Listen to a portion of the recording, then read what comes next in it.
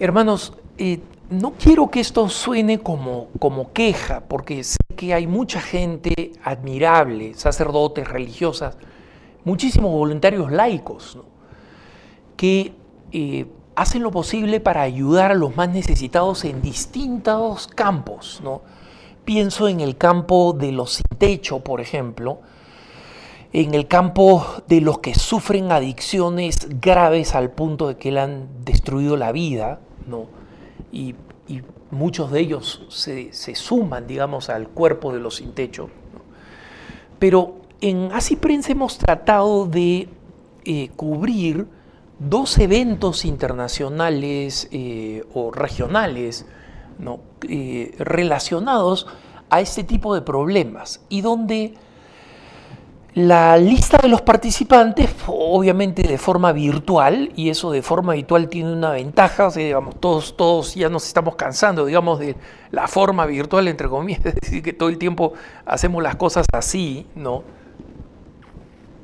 Pero lo cierto es que todos estamos esperando, de alguna forma, conocer más y conocer mejor. Porque el COVID no ha hecho sino incrementar, digamos, las dificultades y el drama de muchísimas personas. No ha hecho más que complicarlas. Y en algunos casos en los que todavía no es posible salir al encuentro de las personas, lo que está haciendo es posponer muchos de estos problemas, pero posponerlos como en un dique, ¿no? Es decir, no es que los vamos a volver a encontrar como los dejamos, sino que se están acumulando con muchos otros problemas de salud, como muchos otros problemas de salud mental, por ejemplo, en los adolescentes y también como son estos problemas de el consumo de drogas. Les doy algunas estadísticas acá en Estados Unidos. Una de las grandes tragedias ha sido la recaída de personas que ya habían dejado la droga, ¿no? No estamos hablando solamente de aquellos que han consumido más, sino de aquellos que habían dejado la droga. Y dejar la droga es algo extremadamente difícil, ¿no? Entonces, especialmente para los que la han dejado, digamos, ya han pasado por la desintoxicación y en algunos casos, especialmente como los opioides, por ejemplo, ¿no? La heroína, etcétera, la desintoxicación es complejísima, es difícil, toma tiempo y es bioquímica, o sea, el cuerpo tiene que comenzar a recuperarse y es un proceso muy doloroso, muy doloroso físicamente, ¿no? En el caso de otras drogas que no crean una dependencia directa física, como por ejemplo la cocaína, es extremadamente doloroso desde el punto de vista de la ansiedad y la depresión, porque sí crea, digamos, conductos, hábitos, si quieren llamarlos así, mentales, ¿no? Y obviamente, como cualquier persona que gracias a Dios ha superado la adicción, sabe que la superación de la adicción requiere del apoyo, ¿no? Y por eso siempre hay, digamos, sponsors o consejeros y personas a las cuales recurrir, grupos a los cuales recurrir, que no funcionan igual en línea, ¿no? Y cuando no hay este acto presencial. Entonces, solo para mencionar cómo esta realidad se ha vuelto más difícil. Y he visto, nosotros vimos en Así Prensa algunas instituciones que estaban presentando, o varias instituciones en grupo, ¿no? Presentando algunas ideas sobre esta pastoral, ¿no? Estas distintas pastorales. Hablo de drogas, otra, digamos, de atención a los jóvenes con problemas emocionales serios, ¿no? Especialmente adolescentes, productos del aislamiento. He visto los que hablan de las personas sin techo, otros que hablan del número creciente de desempleados y el efecto masivo que eso tiene, no solamente en el empobrecimiento de una unidad familiar, sino en el impacto psicológico, en depresión, en estrés que viene acompañado de esto, ¿no? Entonces, son varias áreas de la pastoral, o si quieren, algunos las llaman pastorales específicas, pastoral de la adicción, pastoral del acompañamiento de familias en situación de pobreza, pastoral de los sin techo. Hubo un curso, o mejor dicho, una conferencia o un simposio en línea sobre los sin techo aquí en Estados Unidos, por ejemplo. Y como alguna vez he mencionado, yo estoy vinculado con uno de esos, con uno de esos apostolados, un apostolado que se llama Christ in the City, que es realmente maravilloso porque incluye el voluntariado de casi medio centenar de jóvenes por un año y algunos hasta 2 años, ¿no? Pero mi frustración ha sido, hermanos, es que en estos distintos cursos, en realidad en nuestras agencias, ya sea la agencia en inglés, Catholic News Agency, ya sea la agencia en español, no hemos tenido nada que reportar, no hemos tenido nada que escribir. ¿Por qué? Porque las personas que han hablado de estos cursos se han dedicado a hablar generalidades, y no dudo de su máxima, buenísima intención. De verdad, no juzgo a nadie con esto, porque la mayoría de los que han hablado, no todos, algunos son, digamos, dirigentes altos de organizaciones, ha hablado un obispo también, ¿no? O 2 obispos en algún caso, pero la característica común de quienes, digamos, han estado en la cancha es que han hablado de generalidades de las que no solamente ya estamos acostumbrados, sino que ya estamos cansados, ¿no? Todas estas frases que son frases muy afortunadas del Papa Francisco, ¿no? Cuando habla, por ejemplo, de la necesidad de trabajar en la cultura del encuentro, ¿no? De la necesidad de ir a las periferias, de la necesidad de trabajar con los más marginados, el término de que seamos una iglesia en salida, el término de que seamos una iglesia que es hospital de campaña, ¿no?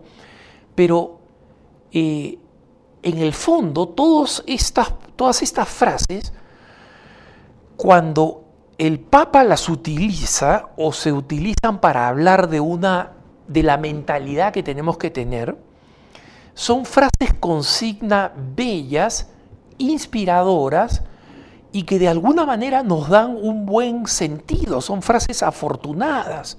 Todas ellas considero yo que son frases afortunadas y son frases emblemáticas, es decir, realmente pueden servir como un emblema, como una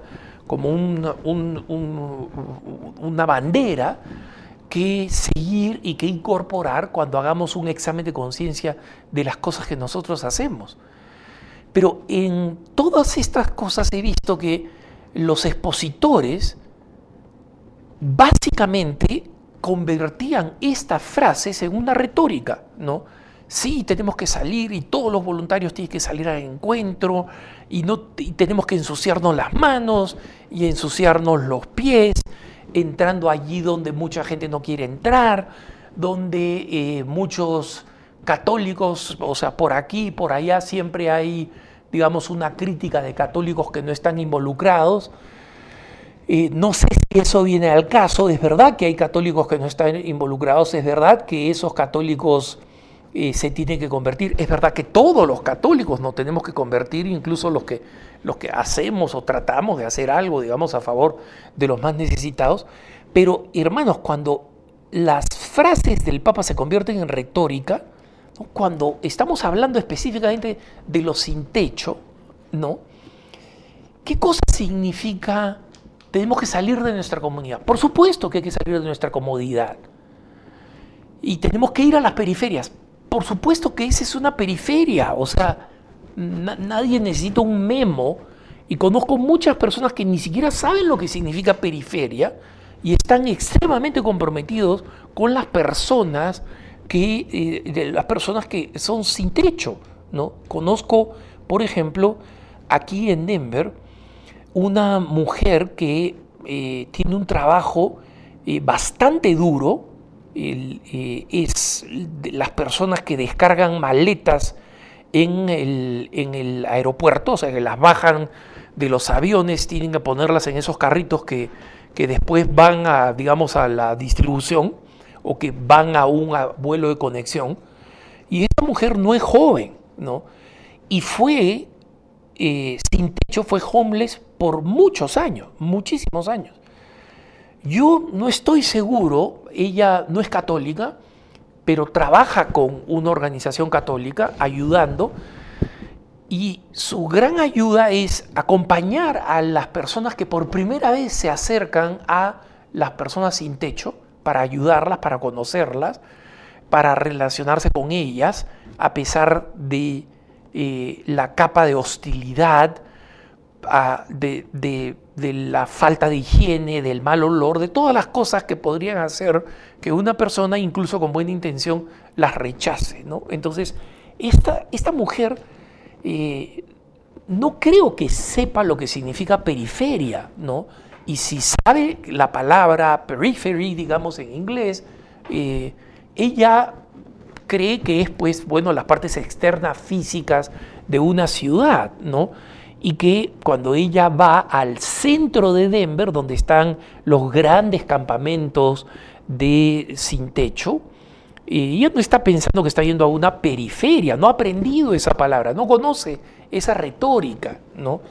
No sabe lo que significa una iglesia que salga al encuentro, una iglesia que sea hospital de campaña.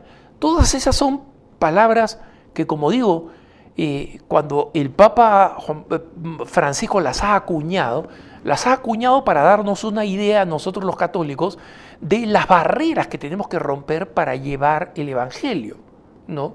Y cuando el Papa, miren esta frase de prefiero una iglesia que se enferma, ¿no? Porque sale a la calle, que una iglesia escondida porque tiene miedo de enfermarse. Esto el Papa Francisco ya lo había dicho en este libro que yo traduje al inglés para una importante editorial norteamericana, que fue el libro Entre el cielo y la tierra, que él escribió a dos manos, digamos a cuatro manos, con el rabino Skorka, ¿no? Y que se llamaba Sobre el cielo y la tierra, se publicó en Argentina, y que esta editorial apenas supo de la elección de el Papa Francisco, me pidió traducir la parte del Papa Francisco, ¿no? Ya otra persona judía tradujo la parte del rabino Skorka. Entonces, cuando se traduce, uno lee un libro 20 veces, ¿no? Porque hay que ir precisando el lenguaje. Y me pareció que este concepto era fascinante y me alegró mucho cuando después lo repitió. Pero hermanos, cuando hay personas que quieren saber cómo hacer para ayudar a una persona adicta, cómo hacer para ayudar a una persona que está en la calle, por favor, cuando organicen estos eventos, no se queden en la retórica.